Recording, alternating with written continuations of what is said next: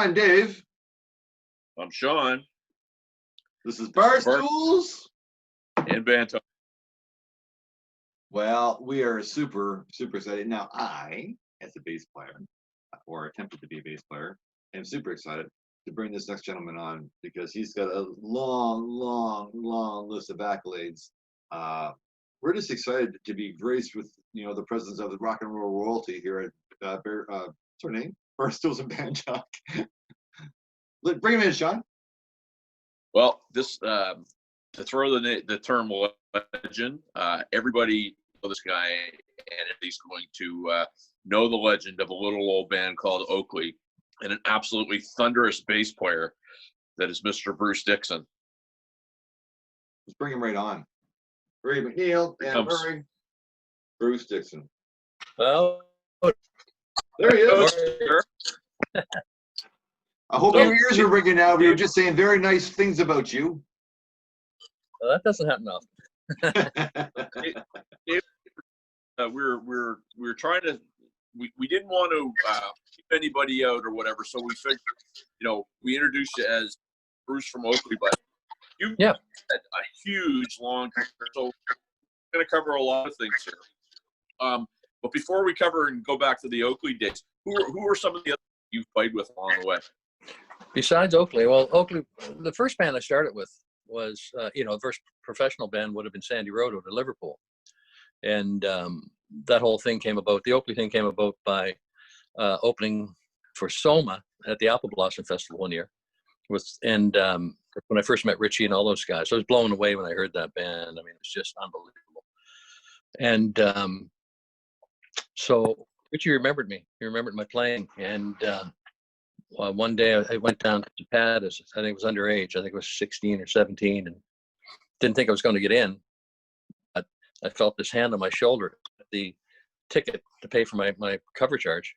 And it was Frank McKay, and he said, let these people in. Me and my underage girlfriend at the time. I ended up jamming with Soma that night. Wow. And like word spread like fire about this kid, which I was. And Richie never forgot me. And at one point there was an audition for Soma, and Frank had left and Zipper had left. So I auditioned and apparently had, but it never came to fruition. I think at that point Richie informed was going to Oakley. So he called me and he called Doug McKay, and that was Oakley, the beginning of it. I had 4 tunes, Doug, or 7 tunes. Doug used to say we had 3 for set and 4 for the second. And that's how we started that band out.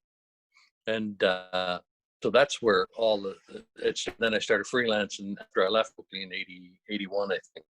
And I started playing with all different people and learning all different types of music. So I started working with Bob Quinn, doing television and records, and I started playing around town, and then I ended up at CBC doing a lot of work, go to CBC for years, and I played with a lot of artists through there. The last artist I did there was the Chieftains with Rita. Nice. At that Studio H, and then I did gigs with Robin, did gigs with I got to sit in a couple of times with Delbert McClinton one time when he opened the Moon, opened up for Tower Power, who's my favorite. Rocco Prestige is my favorite player. And then got the chance to jam with Lenny Kravitz's band out west one time. Wow. We were playing with Rita. So, go and do Rita's thing and then run over and got to sit in with these guys. They're all great players, nice guys.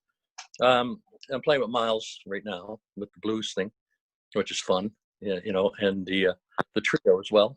And I'm trying to remember this, it's almost 45 years, and I've been freelancing all that time. So it's been a lot of people. I've played with Rock Cuisine, was another one I played with. Rita for 23 years, Rock for 10. So it's quite a few people, quite a few recordings under my belt over those years. Well, and I've been told by people those calls come because somebody is versatile, but he worked with. Would you kind of categorize yourself with that? I mean, obviously you're versatile. I've heard you, and everybody that mentions bass, Bruce Dixon's the first one comes up. But in terms of being like a network and what have you, is that what you find? Like a hired gun, you mean? Yeah, like just being easy to work. Hey, we need you to do this, and there's no arguing. You just do the gig, and you're known as that guy. I think that when you're playing in that type of thing, first you have to try to get a handle on whatever type of music you're going to be doing. I also think that I'm not there. If somebody asks me for my opinion on something to play, I'll give it. It only takes 2 seconds to do that. If they don't like it, that's fine. It's not a personal issue with me. I'm hired to do what you want. Now, do I sometimes think it's the right thing I'm going to do? No, but it's not what I'm there for. I'm there to play and have my homework done. Right on. One of those things I'll bring you a story was I was working in the movie industry, and I was working on a show called Haven, and that we were shooting 8 months for the last seasons, the 2 seasons in one year, and I had 5-day hiatus from a Wednesday to the following Monday. We had off. I got a call Tuesday from a friend of mine, Charlie Cooley, asked me if I could go to Vancouver and do the pickup with Sass Jordan. They needed a bass player. He said, I said, okay. I'm thinking in my head, okay, when is it? It's probably 2 weeks away. I said, when is it? He said, Saturday. So I had no idea of any of her music. I knew her music. I never played it or got into figuring it all out. So I said, okay, well, I got till Saturday to do that. And he says, oh yeah, by the way, there's a rehearsal Thursday. So it's Tuesday now. So I said, if you can send me some tunes, I like to put everything to memory, living on my reading here in this quarantine, but usually my memory is really, really good. So I had 24 hours to learn a whole hour show of Sass's, and fly to Toronto, do a rehearsal, fly out to Vancouver, played, and in the car, flew back to Halifax, red-eye flight, and got home in time for work, basically. So I wanted to see if I could do it, and I did it. So that's what you have to do. That's what it calls for. I could have said no, but you have to do it, and you have to want to do it. You guys play yourselves. Yeah. It took my life over at 12 or 13 years old, and nothing I can do about it. It's just That's incredible, though. I mean, to Sean's point, though, it's one thing to be versatile, but it's one thing not to be an arsehole. You know what I mean? Like, so you're obviously the guy that people are going to because you do your homework, you get it done, and it must be easy to work with. Yep. Well, I hope so. I mean, there's a lot of guys around here that we grew up together. Like Bruce Jacobs is one, Jamie Gaddy. There was a bunch of guys like Bruce. There was 3 Bruces at one time: Phyllis, Bruce Jacobs, and myself. These guys are all good players, all great players, and there's other guys around. I just was fortunate that I ended up where I did. I guess would be the start with Bob Quinn, and got into the CBC thing, and that was a really great learning experience.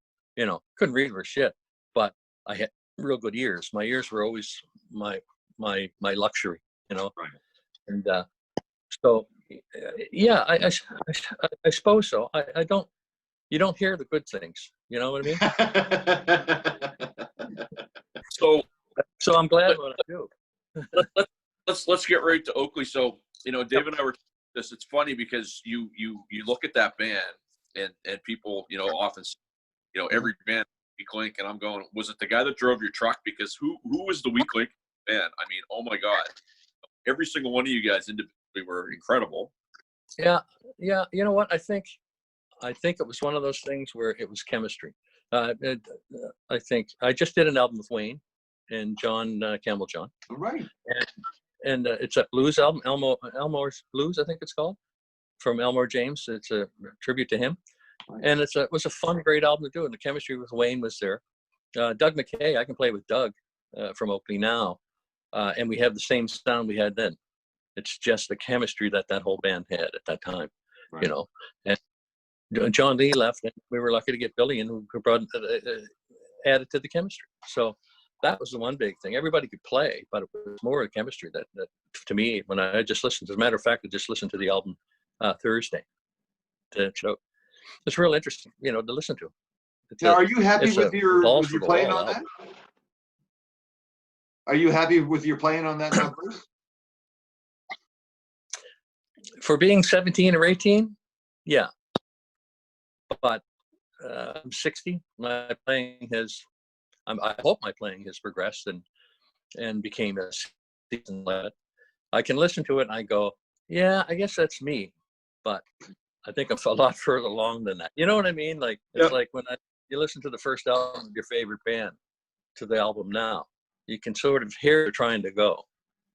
So I think I'm where I wanted to be. I just wasn't there then. But I enjoy what I did. I listened to it. I go, that's pretty interesting for 1978 or 70. Guys like Carson Richards was a big favorite of mine back when I started playing, because Carson didn't play parts. He didn't play like a bass part. He made these really intricate lines. He started playing lines in color more so than boom, boom, boom, boom. And if you go back and even just you listen to the Everyday People album, great playing on that. Carson was a mother on that, And so he was an idol. He was one of the first albums I learned, But to say, am I the same player then? No, I'm absolutely not the same player I was. No, I don't think. The spark was there and the ideas were there. The maturity wasn't there. So now well, that's albums, snapshots in time. Yeah, and that's people still. I did a gig with Carson Downey. I was playing with Carson for a while. I don't know, for 2 years or so. Oh. And we were playing at St. Mary's one time at the pub there, and we were loading up, and about 7 guys surrounded me, and they go, "You were in Oakley?" I go, "These are kids, like these guys. They're like 19." I'm going, "Yeah, like how do you know?" They said, "We found the record at Taz, and we listen to it all the time, every day." So, it still carries on. It's like 50 years ago almost, It's funny. It's just funny how that stuff, I never thought that. Well, part of what's emerging in this little thing that Dave, a couple of weeks ago, I mean, Oakley keeps coming up. And I think that, there's certain folks that, have achieved legendary status because of what you guys did and whatever. Dave and I were coming up. We heard stories about Oakley like in 1987, 88 that were just, places you guys played and you're laughing, but legendary Oakley too, right? So I mean, it's folklore, right? It's We stayed in that Corner Brook band house, brother. We stayed in that Corner Brook band house, and we know what you did. But that's the funny one, because that started in St. John's. We were playing the Strand, I think, and they had a band house. It was just anyway. Doug was parting the truck one day, and it slid into the house, and it sort of cracked the foundation. Right? Statute of limitations are in now, so we got the Corner Brook, and the cops showed up, and they were saying, "You guys damaged." We're going, "Well, I don't think we did." Richie was saying, "I don't think so." They said, "Yeah, you guys had a truck, and they backed into it." And so they had a yellow bumper on it at the truck. And the cops left. Right? Looked at the back bumper on a 5-ton truck. It was a Hertz truck, and the bumper was yellow. So they didn't even notice it. They just left. But that's the Corner Brook house. Remember that too. That was brutal. I don't know. Did you guys stay there? Oh yeah. After you. Thanks for that, Bruce. I don't remember what happened there. I'm pretty sure they never changed the bedding since then either. Just saying. Well, yeah. I remember I heard Stroke Oakley, and I was in it. So, some of them. Here's a question for you. Some of them. So what were you using for gear? Yes. For me, what am I using? For gear, I'm using. I've got a 2014, one of the 64 reissue jazz basses, the Daphne blue color. There's only about 50 in the made, and I just lucked into it. That's my favorite. And I have a JV series Fender Precision. The Japanese one's made in '82, so it's an '82, and I love that. I got a Tony Franklin fretless. And Miles gifted me an Epiphone bass, a semi-hollow body for trio, and it's a beautiful little bass, and it really sounds good. So those are my basses. My amplifier, I use 410 TC Electronic, and I have a Mesa Boogie head for that. Push out the power. And then I have one of those little, what is it? It's a MBS 15 or something, or MBS 3. It's a 115-inch Galen Kruger combo. And that I use for rehearsals in the room here. And that's a great tone for that thing. That has a beautiful sound for small, rehearsals or small, just my room. Yeah, that's basically what I use. And I love it all. What were you using, Bruce? Were you like the big Ampeg stack guy, or what were you using back in the day, like in Oakley and beyond? Oakley was I think 289 cabinet SVT. I pretty well always had a big enough amp that's going. I like the Galen Kruger product a lot. I love the TC electronic cabinets because they don't fart out for like I love funk music, playing funk, and they usually fart out if you got too much bass going through them. But these cabinets are just killer cabinets. So it moves air. You got to move air. If you're playing bass, you have to move air because that's what it's all about. If your amp's too small, you're just getting lost. You're not. Yeah, and I find it hard to play with a small amp because I'm not feeling it. It's not hitting me in the ass. Now with rock, on those stadiums, I used in-ears, and I had what they call shakers. And they were to a riser, and you could adjust it and wanted. So I could sound like I had 10 SVT cabinets behind me. Yeah, they were that great with the headphones and these shakers. The only problem was the drummer, he had a shaker at the bottom of his skull, the drummer's throat. So the bass was so he was starting to get sick playing. So they had to send him separate feed, and I named the wall because of that in the Quebec area. So, yeah. So friggin' drummers, eh, Bruce? yeah. Well, you gotta deal with them. I'm surprised that you. So now I'm going to ask you a question because I'm a Fender Jazz guy. I got smaller hands, and I could never play precision. So, what's your preference, the precision or the jazz?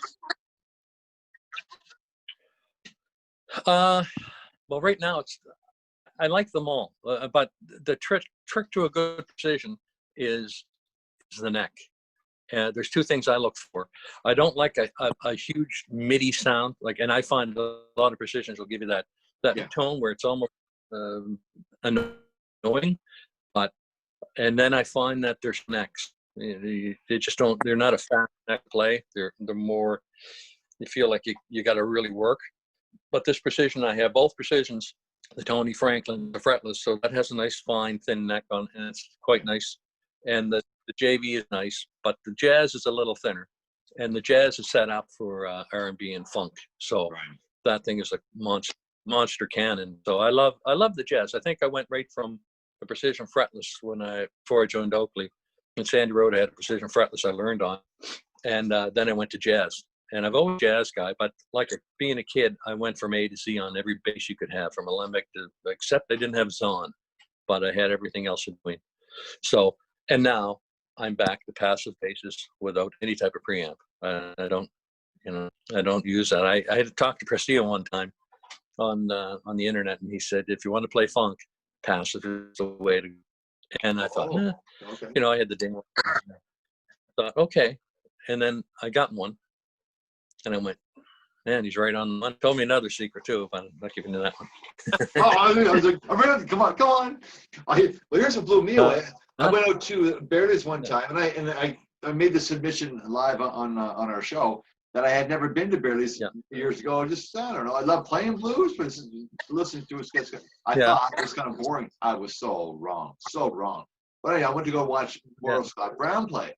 He's got this damn electro bass that he bought on the internet for $20 with 30-year-old strings on it, and you want to hear a sound. Yeah.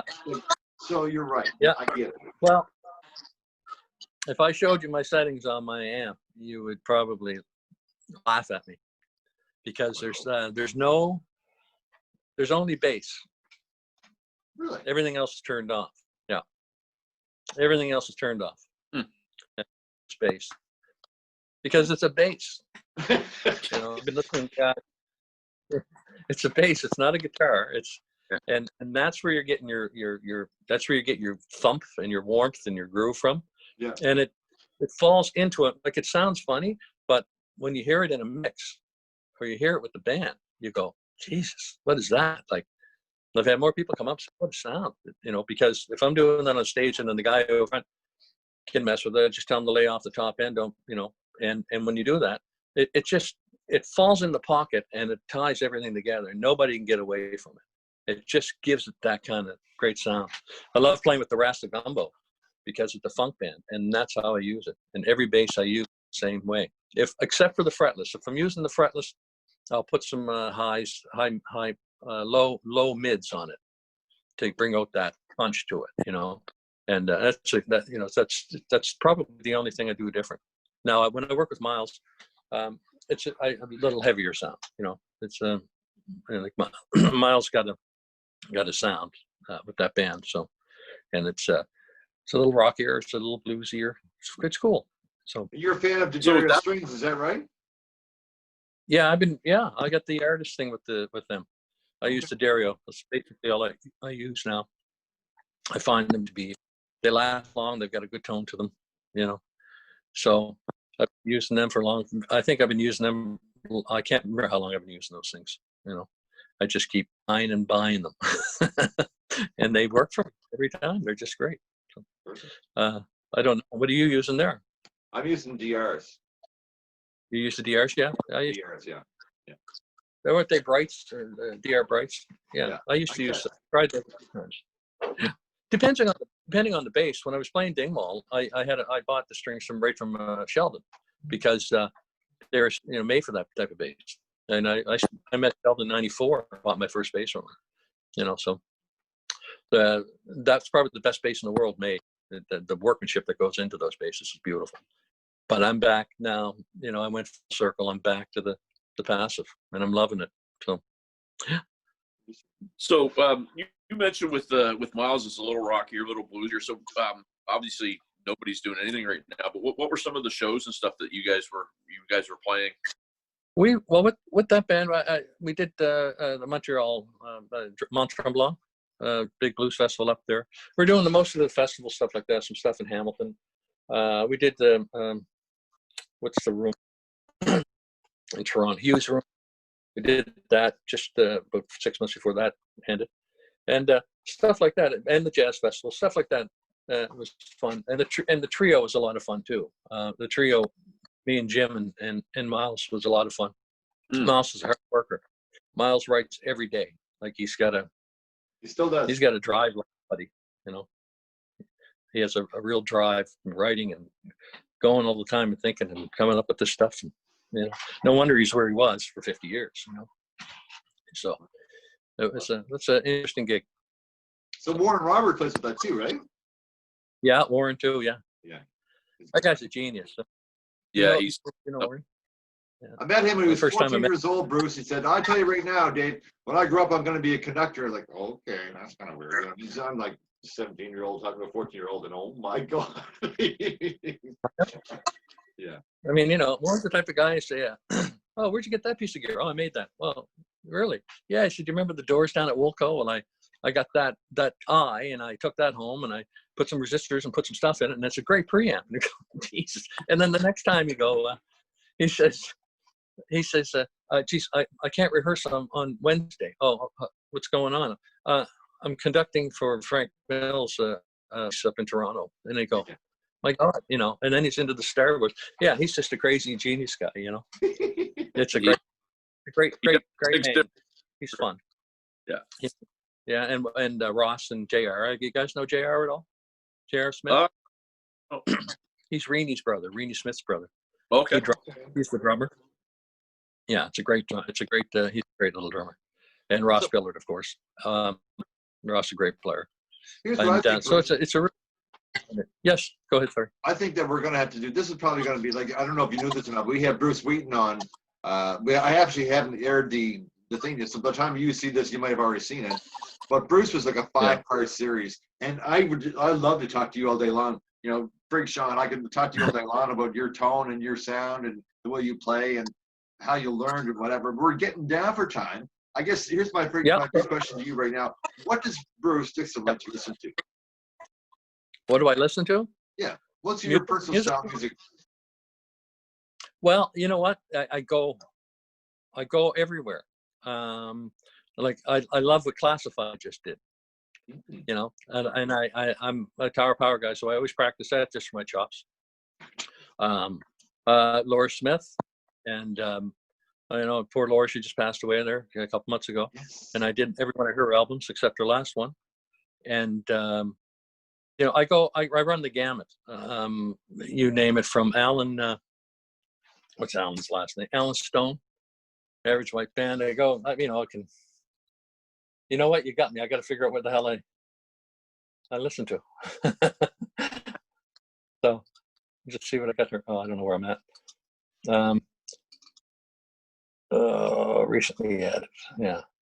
Oh, just everything came up is just Nicholson, Wayne Nicholson, and Oakley. Okay. Matty Anderson, another one I played with. I play with. Matt's a great guy. He's a wonderful guy to play with in a band. He's here we go. Miles of stuff. I mean, I got the Rankins here. I got Ray Charles here. Matty Anderson, Laura, Motown, Larry Graham, Jaco. I listened to him.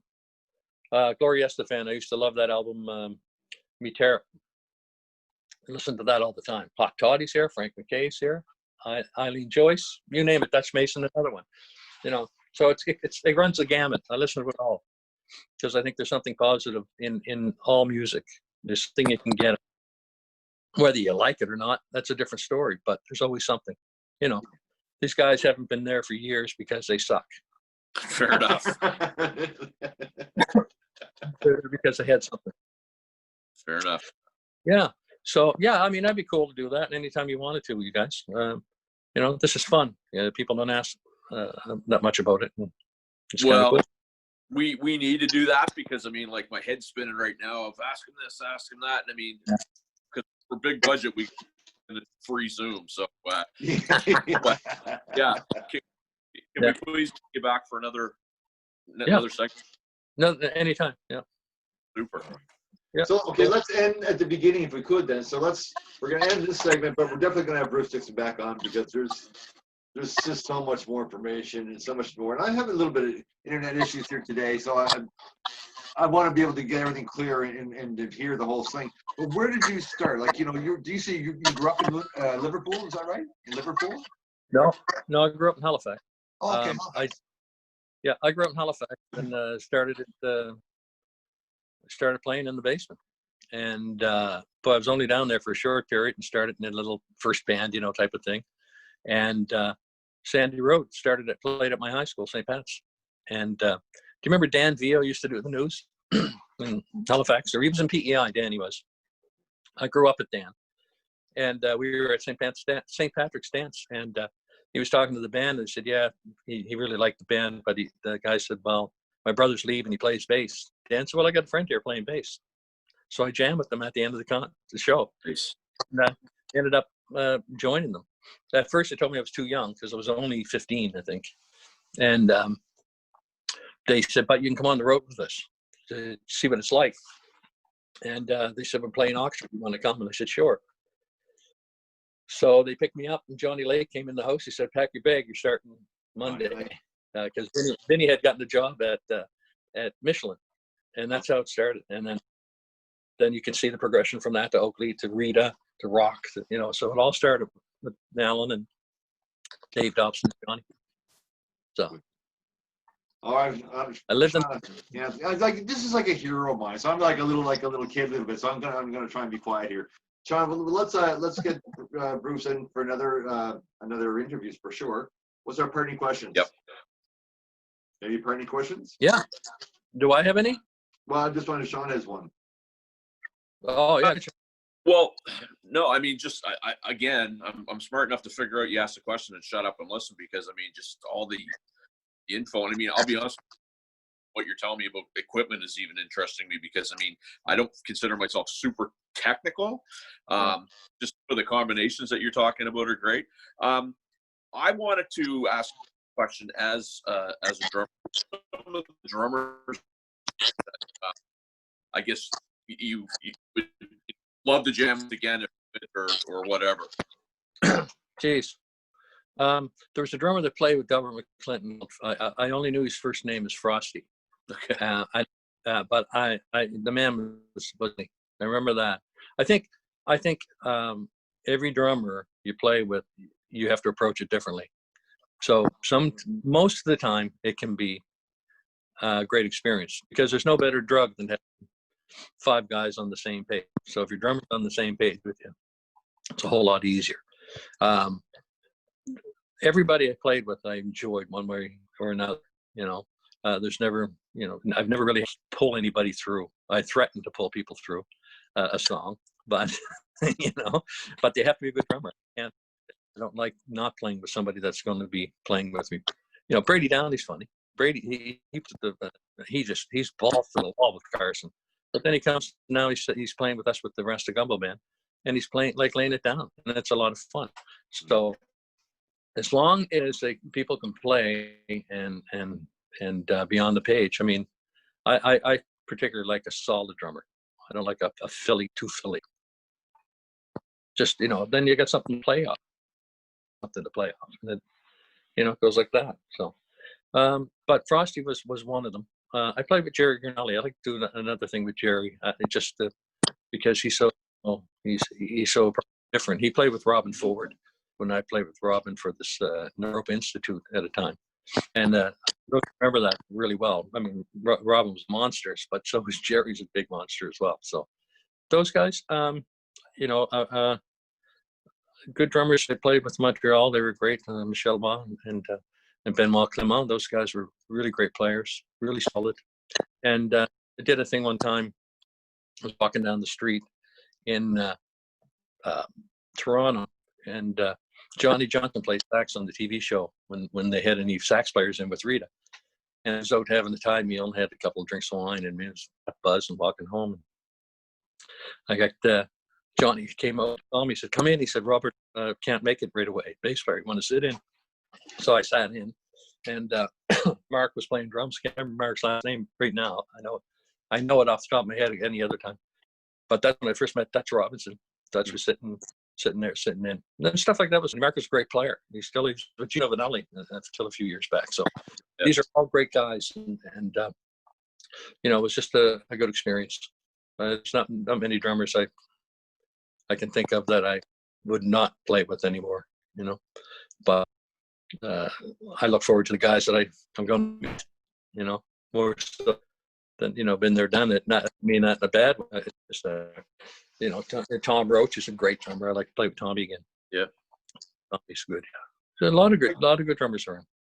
That's our time. And there's that's our time. I'm sorry? So what I'm going to do, we're going to get you back. Yeah. Do you promise you're going to come back now, Bruce? Oh yeah. Maybe I get my radio or my microphone working or something. I don't know. All right. It was a hell of a start.